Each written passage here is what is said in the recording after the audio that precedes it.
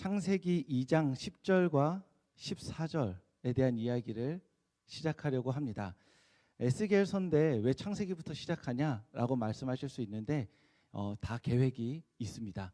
그래서 창세기부터 시작해서 에스겔로 갈 예정이니까 집중해서 들어주시면 좋을 것 같습니다.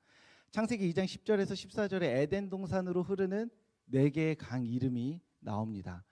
성경 좀 웬만큼 읽어봤다 하는 분들도 이 4개의 강 이름을 외우기가 쉽지 않습니다. 신대원 입시할 때 공부한다고 해서 이 강을 외워야 되는데 외우기에는 안 중요한 거, 외울 게 너무 많으니까요. 외우기에는 안 중요한 것 같고 안 외우자니 그래도 에덴 동산에서 강이 4개가 나오는데 이거 모르자니 조금 아쉬운 것 같아서 이걸 외우려다가 좀 고생했던 기억이 있습니다. 어떤 사람들은 이 말씀을 가지고 에덴 동산이 실제 어디 있느냐 이걸 추적한 사람도 있었습니다. 영국의 고고학자 데이비드 롤은 창세기 2장을 근거로 해서 에덴 동산이 어디 있냐 엄청 추적한 거예요. 저희가 보기에는 이거 갖고 뭘 추적하나 하는데 성경을 샅샅이 뒤져서 그 사람 주장으로는 에덴 동산이 사실 어디 있냐면 타브리즈 북은 사한드산 동쪽에 펼쳐진 광야에 있다고 주장했습니다. 주장이에요. 그러니까 아무튼지 간에 중동 어딘가에 있다는 얘기예요. 이 사람을 연구했는데. 그러니까 이 4개의 강을 보는 사람 따라 관점이 다른 거죠. 저는 신대원 입시할 때 이 강을 봤기 때문에 어떻게 하면 효과적으로 외울까? 사지선다에서 뒤에 글자 하나 틀리게 나오거든요. 뭐 베드로면 베다로 뭐 이런 식으로 나오기 때문에 이걸 어떻게 맞춰서 신대원에 입학할 수 있을까 봤고, 어떤 사람은 이 말씀을 통해서 에덴 동산의 위치를 찾기도 했던 것입니다. 이 4개의 강을 저는 이렇게 외웠습니다. 비하기구, 히다유 이렇게 외웠습니다. 앞글자만 따서 외웠죠. 비하, 비손강은 하윌라 땅으로, 기구, 기혼 강은 구스 땅으로, 그리고 히데겔 강은 아수르 땅으로, 유프라테스 강은 잘 흘러갔다. 그래서 비하기구, 히다유 앞글자만 이렇게 따가지고 이렇게 사지선다 나오면 맞춰야지 이렇게 약간 꾀를 썼던 기억이 있습니다. 그때는 이 말씀이 뭐가 중요한지 성경 전체 안에서 어떤 맥락을 갖고 있는지 당연히 몰랐습니다. 이거 갖고 설교할 날이 있겠어 했는데 그날이 바로 오늘이 되었습니다. 이 강들의 이름 중에서 굉장히 중요하고 주목해 보아야 할 강의 이름이 있는데 바로 두 번째 강인 기혼강입니다. 이 기혼강은 에덴에서 발원해서 구스 땅으로 지금의 에디오피아로 흘러갔다고 성경에 기록되어 있는데, 이 기혼강과 동일한 이름의 강이 예루살렘 동편에 이렇게 흐르고 있습니다. 그러니까 이 기온이라는 이름이 누가 지어낸 게 아니라 예루살렘 동편에 흐르고 있는 강의 이름이 바로 에덴 동산의 강의 이름과 우연히 맞았던 것이죠. 이 기온강은 열왕기상 1장 33절에서 솔로몬이 왕으로 선포될 때 있었던 장소입니다. 그러니까 단순히 그냥 이름만 있는 강이 아니라 굉장히 역사적으로 유의미한 장소였다는 것이죠. 그리고 히스기야 때는 이 물을 끌어다가 예루살렘에서 수원으로 삼고자 하기 위해서 수로를 팔 만큼 중요한 물이기도 하고 깨끗한 물이기도 했습니다. 그러니까 이 기혼강과 예루살렘 주변에 있는 기혼강과 에덴 동산에서 두 번째로 흐르고 있는 기혼강의 이름이 같다는 게 우연히 어쩌다 들어맞은 것이 아니라 성경 안에서 어떠한 일정한 맥락과 의미가 연결되어 있다고 볼 수 있는 것입니다. 예루살렘의 작은 강과 에덴 동산의 강의 이름이 같은 이유는 어떤 성경의 맥락은 무엇이냐면 예루살렘이, 그리고 예루살렘의 성전이 에덴 동산과 같은 낙원이라는 그러한 관점으로 이 이야기가 연결되어지는 것입니다. 이 사실을 이해하기 위해서는 솔로몬이 지었던 성전을 상상해 봐야 돼요. 우리는 10계명 중에 2계명 아시죠? 형상 만들지 말라 하나님이 말씀하셨기 때문에 성전에 들어가면 아무 문의 없이 밋밋할 거라 생각하는데 그렇지 않습니다. 일단 지성소에 들어가면 언약궤가 있고 언약궤를 지키고 있는 그룹, 천사라고 쉽게 말할 수 있겠죠. 천사 둘이 이렇게 날개를 이렇게 감싸고 있는 것이죠. 그러니까 형상이 없는 게 아니에요. 하나님의 형상이 없는 것뿐이지 언약궤를 지키고 있는 그 두 그룹의 형상이 지성소 안에 있고 지성소 바깥에 성소가 있는데 성소 벽면에는 나무와 꽃과 그룹들이 이렇게 새겨져 있습니다. 그래서 들어가면 되게 화려한 거예요. 그리고 그 성전의 입구 문에도 그룹과 천사들이죠. 그룹과 꽃과 나무들이 새겨져 있습니다. 그러니까 성전 안으로 딱 들어가면 그냥 밋밋하게 벽만 있는 것이 아니라 황금 번쩍번쩍하는 것만 있는 것이 아니라 벽면을 화려하게 수놓은 그룹들과 자연물들이 새겨져 있다는 것이죠. 여기서 이 그룹은 어떤 걸 의미하냐면 에덴 동산에서 생명나무로 가지 못하게 막고 있는 그룹들이 있죠. 칼 막 돌리면서 그 그룹들을 의미하고, 여기에 있는 자연들, 꽃과 나무들은 에덴 동산에서 이렇게 만발했던 생명들을 보여준다는 겁니다. 그러니까 이스라엘 사람들이 성전을 지을 때, 하나님께서 성전을 짓게 하실다 그럴 때 그 성전이 단순히 제사 드리는 기능적인 역할을 담당하는 곳뿐만이 아니라 그곳에 들어오는 사람들이 하나님이 임재하시고 하나님이 우리와 함께 하시고 하나님이 우리와 동행하신다는 것을 깨달으면서 그것을 우리가 마치 잃어버렸던 낙원 에덴 동산과 같이 느끼도록 그렇게 형상들을, 조각들을 새겨 놨다는 것입니다. 성전은 하나님께 예배드리면서 하나님이 거하시는 곳이죠. 에덴 동산 또한 하나님과 관계하며 예배하며 하나님과 동행하는 곳인 것입니다. 즉 성전은 그저 성전으로서만 있는 것이 아니라 에덴 동산에서 시작된 그 하나님과의 동행을 상징하는 장소로서, 그리고 그 장소를 연결하는 것으로서 기혼강이 그 가운데 담겨져 있다라는 것입니다. 에덴 동산과 성전을 연결해서 말한 사람이 제가 아니에요. 제가 어느 날 성경 보다가 이 역사에 아무도 이런 생각을 안 했는데 저 혼자 대박, 내가 드디어 알아냈어. 이 2000년 역사 가운데 아무도 알지 못했던 걸 제가 깨달았어 라고 한 게 아닙니다. 당연히 저도 참고한 사람이 있고 그 사람의 그 성경 해석들을 따온 것이죠. 그게 바로 누구냐면 에스겔입니다.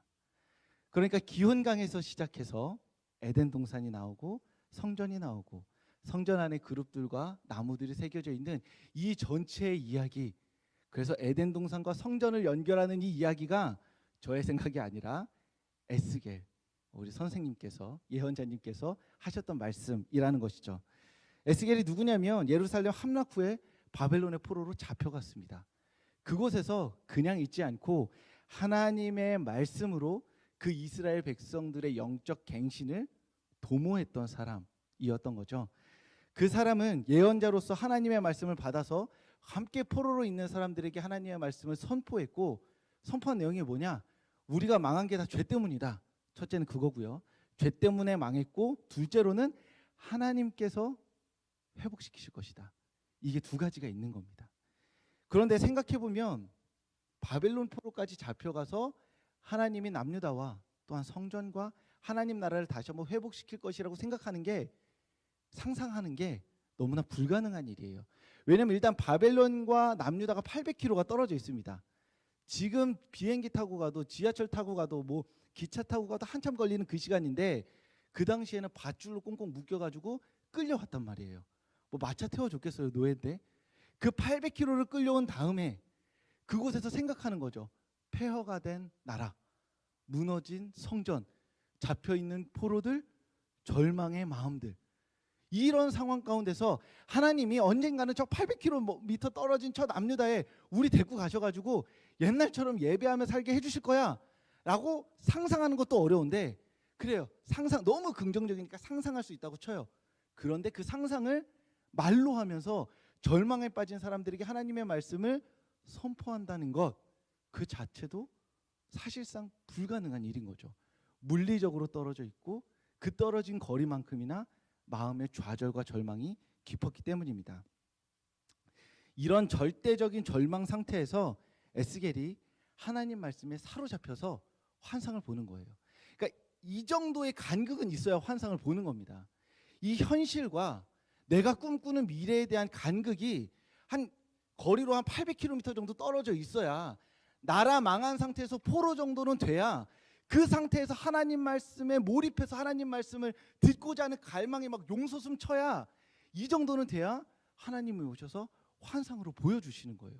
그러니까 하나님이 저한테는 환상으로 안 보여주시는 거죠. 이 물리적 거리가 너무 가까우니까, 에스겔처럼 갈망하지 않으니까, 에스겔처럼 갈망할 만큼 삶이 절벽 가운데 내몰리지 않았으니까 하나님이 저한테는 환상을 보여주시지 않는다. 그리고 우리한테도 이런 환상이 굉장히 드물다. 그래서 환상 보고 싶으시면, 하나님의 특별한 음성 듣고 싶으시면 어떻게 하면 돼요?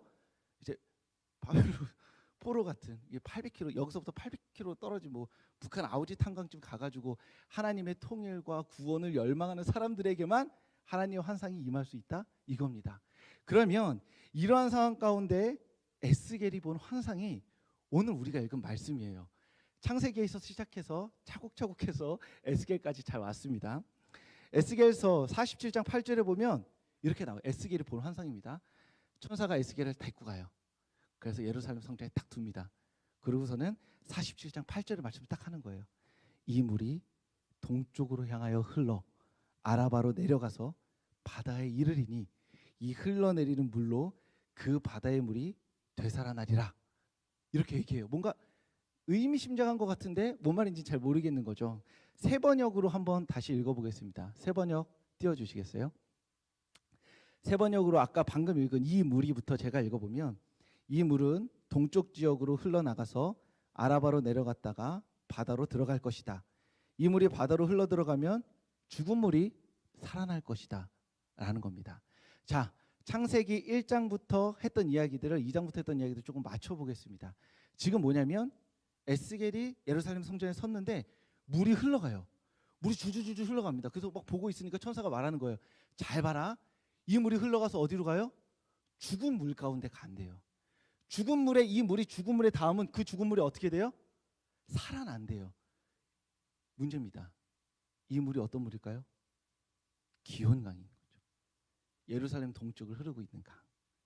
그러니까 그냥 물이 흘러가는 게 아니라 에덴 동산부터 예루살렘 성전을 두르고 하나님의 임재와 영광이 거하는 그 성전에서부터 흘러나오는 그 예배로 충만한, 하나님의 생명으로 충만한 그 물이 이제 흘러갈 건데, 그 물이 어디로 흘러가요?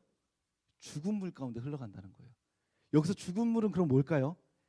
이스라엘 사람들이 죽은 물 할 때 떠올리는 그곳이 어디죠? 사해인 거죠. 에덴 동산에서 시작한 그 물이 성전을 지나서 흘러내려가서 사해로 들어갈 것이고, 그 사해의 죽은 물이 다시 살아날 것이다. 에스겔이 본 환상이 이것입니다. 그리고 여기서만 그치는 것이 아니라 47장 9절에 보면 뭐라고 나와 있냐면, 이 강에 흘러들어가는 모든 곳에서 온갖 생물이 번성할 거다, 이런 말이 나와요. 이 구절이 괜히 있는 게 아니에요. 그냥 에스겔이 보고 쓴 게 아니라 이 말씀들이 어디와 연결되어 있냐면 창세기의 천지창조의 장면과 연결되어 있는 겁니다. 죽은 물, 즉 사해라는 죽음의 바다에 낙원의 강물이 흘러 들어갈 때 그곳에 온갖 생물들이 다시 한번 생명으로 뛰놀게 될 것인데, 그 장면이 무엇을 연상시키냐면 하나님께서 천지창조하시면서 마음껏 뛰어놀아라, 생명아 그 힘을 발휘해라 라고 말씀하셨던 그 말씀과 일맥상통한다는 거예요. 그러니까 에스겔서의 이 말씀은 그냥 물이 흐르나 보다, 죽은 물이 사나 보다, 이게 아니라 창세기에서 하나님이 천지 창조하시는 그 모습들을 떠올리면서 가슴 벅차게, 하나님이 다시 한번 이 땅 가운데, 우리 인생 가운데, 이 역사 가운데 천지 창조와 같은 새 창조의 역사들을 일으키시는구나 라는 기대감에 벅차오르게 하는 말씀인 것입니다. 조금 더 나아가면 47장 12절에 보면 이 물이 지나간 양쪽에, 물이 막 이렇게 지나가는데 양쪽에 나무들이 생기면서 열매들이 엄청 많이 생긴대요. 이 말씀 또한 창세기 2장 9절에 보면 하나님께서 온갖 열매 맺는 나무들을 땅에서 돋아나게 하신다라는 거예요. 우리는 창세기가 교과서는 아니잖아요. 예수 그리스도를 믿고 나서 창세기를 읽었기 때문에 창세기가 가진 이미지, 창세기가 가진 어떤 표현들이 우리가 다른 성경 말씀과 연결하는 게 굉장히 힘들어요. 누군가 알려줘야 돼요. 창세기 2장이랑 에스겔이랑 같이 있다, 이렇게 말해줘야 되는데, 창세기를 어렸을 때부터 외우고 하나님의 말씀으로 받아 익힌 사람들에게는 창세기의 이미지가 너무나 생생한 거예요.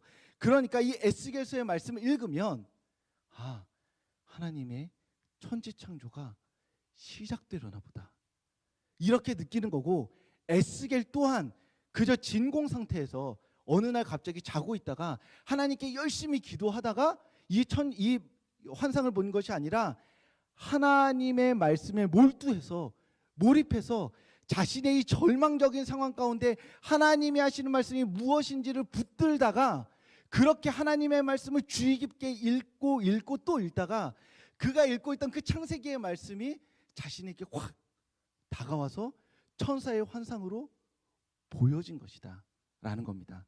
즉 진공 상태에서 하나님의 환상을 보는 것이 아니라 자신의 삶을 두고 남유다와 800km 떨어진 그 절망과 좌절의 자리에서 하나님의 말씀에 전심전력해서 하나님의 말씀이 아니고서는 이 혼돈과 공허의 땅에서 소망을 발견할 수 없는 그 사람이 하나님의 말씀을 붙들고 기도할 때 그때 그 말씀을 환상으로 받은 것입니다.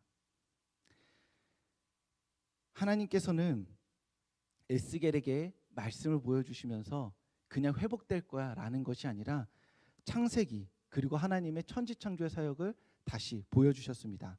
그래서 에스겔은 혼돈과 공허에서 말씀으로 창조하신 하나님께서 바벨론 포로기라는 죽은 물과 같은 상황에서 새로운 창조를 일으키실 것이라는 소망을 갖게 된 거예요.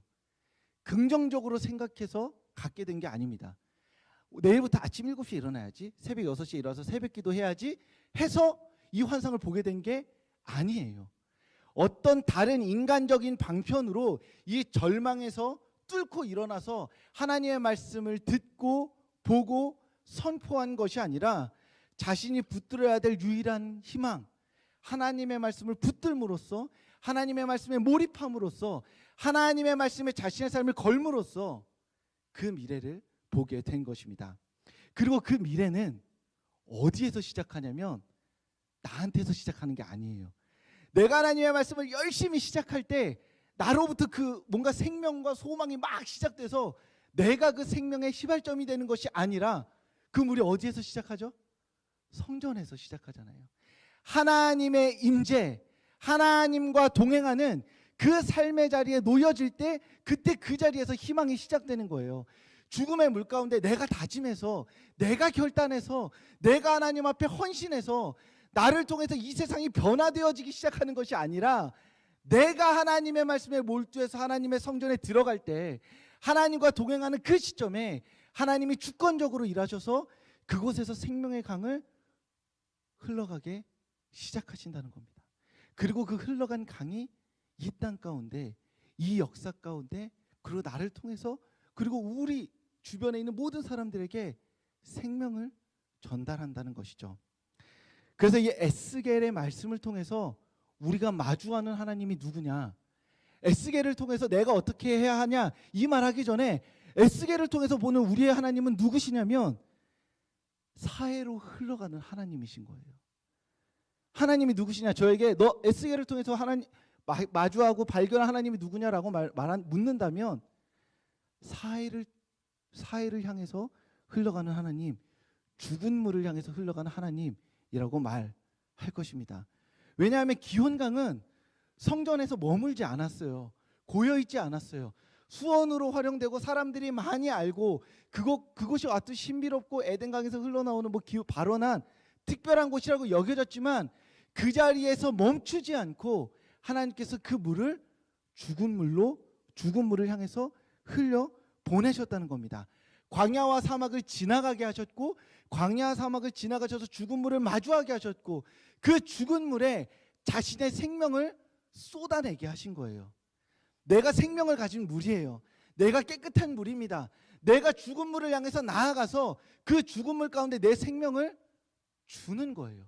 나의 깨끗함을 주는 거예요. 내가 죽음과 마주하면 기분이 좋을까요? 나쁠까요? 나쁘죠. 내가 더러움과 마주하면 기분이 좋을까요? 나쁠까요? 나쁩니다. 그럼에도 불구하고 죽음 가운데로 향하시는 하나님이셨다는 거예요. 구약 성경 내내 하나님은 언제나 가장 높은 곳을 향해서 가시면서 그 사람들을 통해 사용하신 것이 아니라 가장 낮은 곳에서 죽은 물과 같은 삶을 살아가고 있는 사람들에게 찾아가셔서 그들을 위로하시고 구원하셨던 거예요. 아담과 하와가 선과 악을 알게 하는 열매를 딱 따먹고 에덴 동산에서 쫓겨날 때 하나님이 그냥 쫓아내실 수도 있는데 가죽옷을 입히시죠. 그래서 앞으로 네가 겪어야 될 고된 노동과 저주에 위로가 되었으면 좋겠다라는 마음으로 그 가죽옷을 입혀주신 거예요. 애굽에서 고된 노동하면서 부르짖고 있는 그 이스라엘 백성들을 향해서 누구를 부르시죠? 모세를 부르시죠. 방랑자이자 살인자, 도망자, 그 모세를 사용하셔서 노예들을 끄집어내신 분이 하나님이십니다. 다윗이 사울에게 쫓길 때, 아둘람 굴에 숨어 있을 때 어떻게 하지? 라고 할 때 사울의 통치 하에서 환난당하고 있는 자, 빚진 자, 원통한 자, 그 사람들 400명 다 불러 모아가지고 다윗과 함께 하나님의 백성이 되게 하신 분이 누구예요? 하나님이신 거예요. 마치 애굽의 노예들을 들어서 모세와 함께 하나님 백성 삼으신 것처럼 사울 너의 때가 끝났다. 그리고 이제 다윗의 때가 시작되는데 다윗과 함께하는 백성들은 엘리트, 종교 지도자, 정치 지도자가 아니라 사울의 통치하에서 억울하고 원통한 자들, 자신의 무능력 때문에 또는 사회적 시스템 때문에 그렇게 사회의 밑바닥으로 굴러떠진 사람들과 함께 하나님의 백성으로 나라를 시작하시기로 하나님께서 하신 것입니다. 구약 성경의 어떤 장면에서도 가장 높은 사람을 통해서 가장 큰 일을 사용하시지는 않으세요.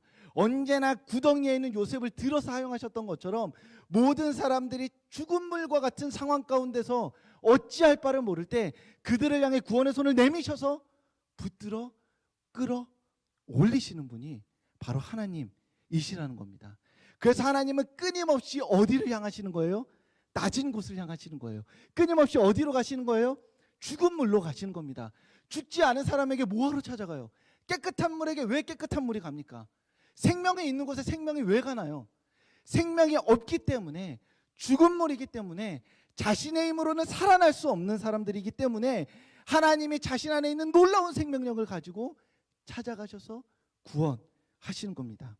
하나님께서는 하나님의 창조 사역을 전면적으로 부정하는 듯 보이는 사회, 죽은 물을 향해서, 그리고 그 죽은 물 안에서 신음하며 고통하고 있는 사람들에게 찾아가셔서 구원하십니다. 그래서 사람들이 야, 너 끝났어. 네가 뭘 하냐? 그래 되겠냐? 라고 손가락질할 때, 그래서 안 되나 보다. 나는 끝났나 보다. 이제는 나를 통해서 하나님 영광 안 받으시나 보다. 라고 좌절하고 절망하고 깊은 늪 가운데 있을 때 하나님이 찾아오시는 거죠. 그리고 생명을 불어넣으시고 그 죽은 물을 살리심으로써 하나님이 누구신지 드러내시고 그 죽은 물을 통해 영광 받으십니다. 죽은 물과 같은 인생의 한복판에서 하나님을 향해 부르짖는 이들에게 하나님이 찾아오십니다. 그래서 어쩌면, 아주 어쩌면 하나님이 나의 기도에 응답하시지 않는 이유가 내가 너무나 안전해서, 내가 너무나 많은 것을 가지고 있어서, 내가 너무나 하나님과 동떨어진 삶을 살고 있어서 일 수도 있는 것입니다. 내가 10년의 기도를 누적했는데 하나님이 기도를 들어주시지 않을 때 하나님의 뜻과 계획이 있겠지만 정말 에스겔과 같이 그 기도의 응답이 아니면 내가 살아갈 수 없는 사람, 그러한 마음으로 기도에 매달리지 않았기 때문에 하나님께서 우리에게 임하지 않으시는 걸 수도 있는 것입니다. 그렇기 때문에 이 말씀은 우리의 가슴을 치게 하고 우리를 돌아보게 합니다. 내가 드리는 기도 제목이 하나님이 응답하시지 않았다고 말할 때 내가 정말 간절했는가? 내가 정말 그것 아니면 안 된다고, 내가 정말 하나님의 응답이 아니고서는 살아갈 수 없는 사람이라고 그렇게 여기며 기도했는가? 라고 돌아보게 되는 것입니다.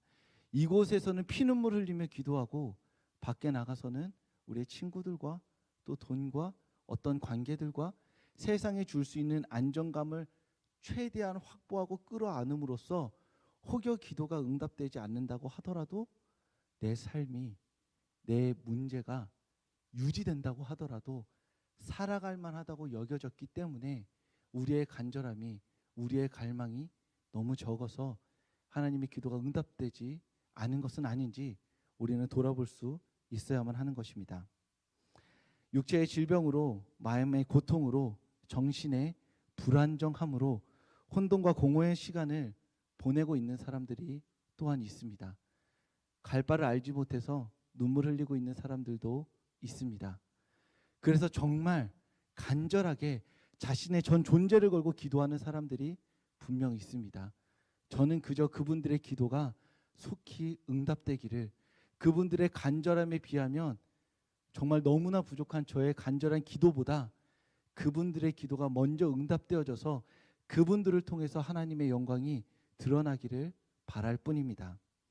우리는 하나님의 기도가 순서대로 되어 있다면 이왕이면 내 기도가 먼저 들어졌으면 좋겠는 마음이 있는데, 저는 개인적으로 이러한 말씀들을 오늘 보면서 내 기도보다 더 간절한 사람들, 오늘 내 기도가 들어지지 않았어도 나는 오늘을 살았고 37년을 살았는데 이 기도가 들어지지 않으면 오늘 하루를 살아갈 수 없을 만큼 숨막혀 있는 사람들에게 하나님의 기도의 응답이 이루어지기를 그냥 저는 옆에서 함께 기도할 뿐인 것입니다. 하나의 예화를 말씀드리고 오늘 예배를, 이 설교를 마치고자 합니다. 한국 시간으로 2018년 2월 5일 오전 6시 30분에 이 지구의 멸망을, 존속을 가르는 일이 일어났습니다. 기억 안 나시죠? 보통 사람들 아무 관심 없었고 과학자들만 주목하고 있던 일이었는데 소행성 하나가 지구로 날아오고 있었던 거예요. 1.2km 정도 되는 그 소행성이었는데 그게 지구를 살짝 비켜나갔습니다. 근데 그 소행성 1.2km, 영화에서 보면 핵폭탄 쏴서 이렇게 막 이렇게 없애고 뭐 누가 가서 뭐 어떻게 하고 한다는데, 그렇게 하면은 이렇게 더 피해가 커지기 때문에 이런 소행성의 위협으로부터 과학자들은 늘상 긴장하고 있어요. 이 소행성 1.2km짜리가 딱 유럽 대륙에 떨어졌으면 유럽이 끝장나는 겁니다. 300m짜리, 이게 반경이 300m짜리 행성만 하나 떨어져도 대한민국, 그냥 이 한반도가 싹 사라지는, 지도에서 사라지는 거거든요. 그러니까 우리야 그냥 그 오나보다 뭐 이렇게 하는데, 과학자들 입장에서는 때마다 날아오는 소행성이 엄청난 긴장, 인류 존속의 문제를 담고 있는 문제인 겁니다. 그래서 이름은 조금, 저는 이름 듣고 약간 웃겼는데, 이제 미국에서 이렇게 비공식적으로 하지만 유엔의 지원을 받고 있는 대회가 2008년부터 매일 열리고 있습니다. 일명 이제 우리나라 말로 번역이 안 됐으니까 소행성 움직이기 대회입니다. 그러니까 진짜 소행성을 막 움직인다는 게 아니라 전 세계에 있는 똑똑한 과학자들, 미국에 있는 주로 과학자들이겠죠. 그 사람들에게 소행성이 날아올 때 그걸 어떻게 없앨 수 있는지를 이렇게 공모하는 거예요. 그래서 이렇게 아이디어를 내고 우승하면 상금 주고 명예를 얻게 되는 겁니다. 그만큼 과학자로서 그 가치가 올라가는 거겠죠. 이 대회의 2012년 우승자가 한국계 대학생 백승욱 씨입니다. 그 앞뒤로는 몰라요. 한국인이 우승을 안 해서 한국인이 우승했기 때문에 제가 기사를 통해 알고 있는 거죠. 이 사람이 명문대 MIT 재학 중에 아이디어를 냈는데, 여러분 지구를 향해서 소행성이 오고 있어요. 그러면 어떻게 그 소행성이 비껴가게 할 수 있을까요? 이 사람이 낸 우승 아이디어가 뭐냐면 흰색 페인트 통을 가지고 우주로 나가서 그 소행성에 흰색 페인트를 뿌리는 겁니다. 그러니까 뭐지? 이렇게 느껴지는데 여기에 과학적인 근거가 있어요. 일단은 우주에는 중력이 없고 마찰 에너지가 없기 때문에 흰색은 빛을 반사하거든요. 그러니까 온전하게 흰색인 물건이 이렇게 직진으로 날아오는데, 원래는 흰색이 아닌데 이렇게 검은색이 날아오다가 흰색으로 싹 변하게 되면 태양빛을 받잖아요. 태양빛이, 우리는 지금, 저는 몸무게가 좀 무거워서 안 밀리는데 원래 태양빛을 오래 받으면 밀린대요. 과학적으로 작용 반작용에 의해서. 그래서 흰색이 묻는 순간에 태양빛이 흰색이 딱 닿으면서 소행성이 그 태양 에너지 때문에 옆으로 밀려난다는 겁니다. 그러면 이제 그러면 페인트를 어떻게 뿌리냐, 이거는 좀 나중 얘기고, 과학자들은 그런 거예요. 소행성 그거 하나 없애려고 핵폭탄 쏘고 난리치기 이전에 이렇게 하얀 흰색 페인트만 칠해도 과학적으로는 태양 작용과 반작용 힘에 의해서 지구로부터 비껴날 수 있다. 이게 바로 우승자의 대목이었습니다. 이 지구를, 인류 전체를 지키는 일에 뭐만 있으면 되는 거예요? 흰색 페인트 하나만 있으면 되는 겁니다. 수요 예배 오신 성도님들, 그리고 온라인을 통해서 함께 예배하고 있는 성도님들, 소행성을 지키는데 흰색 페인트 하나면 충분한 것처럼 육신의 질병과 마음의 고통과 정신의 복잡함으로 신음하고 있는 이들을 돕는 데에는 저면 충분합니다. 여기 계신 성도님들이면 충분합니다. 우리는 이미 하나님의 임재를 경험하였고 하나님의 생명의 물을 받아서 죽은 물에서 생명의 물이 된 사람들이죠. 우리는 이미 생명의 담지자가 되어서 우리가 어디를 가든지 간에 생명의 열매를 맺는 그리스도인들입니다. 그래서 우리는 가장 먼저 줄서기를 세울 때 가장 앞줄에 서서 내가 되어야만 합니다 라고 말하는 것이 아니라 이 기도가 응답되지 않으면 오늘을 살아갈 수 없는 그 사람들을 위해서 기도하고 섬기고 함께 해야만 하는 사람들인 것입니다. 더 많은 돈이 있어야, 더 탁월한 지식이 있어야, 더 특별한 능력이 있어야 다른 사람에게 향할 수 있는 게 아닙니다.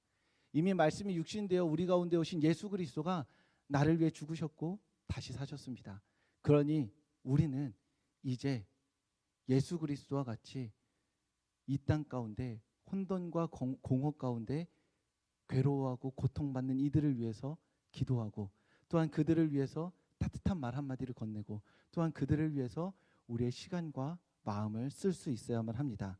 그렇게 죽은 물에서 생명의 물로 되어서 그렇게 생명을 전하며 살아갈 때 하나님께서 우리를 통해서, 저를 통해서 영광 받으실 줄로 믿습니다. 자, 기도하겠습니다. 하나님, 하나님의 말씀이 우리 가운데 함께하길 소망합니다. 흰색 페인트로 이 소행성을 구하는 것처럼, 이 소행성으로의 위협으로부터 이 지구를 구하는 것처럼 하나님, 우리를 사용하여 주시옵소서. 보잘것없고 작은 이들이지만 죽은 물에서 생명이 된 물이 된 우리를 사용하여 주셔서 하나님의 은혜를, 하나님의 영광을 밝히 드러내 주시옵소서. 사랑합니다 예수님. 예수님 이름으로 기도합니다. 아멘. 이제는 우리 구주 예수 그리스도의 은혜와 하나님의 사랑과 성령의 교통하심이 죽은 물과 같이 오늘 하루를 어떻게 살아가야 할지 몰라 신음하고 있는 이들의 머리 위에, 그리고 그들을 찾아가기 위해 생명을 마음에 품고 기도하는 이들의 머리 위에 지금부터 영원까지 함께 하시기를 간절히 축원합니다. 아멘.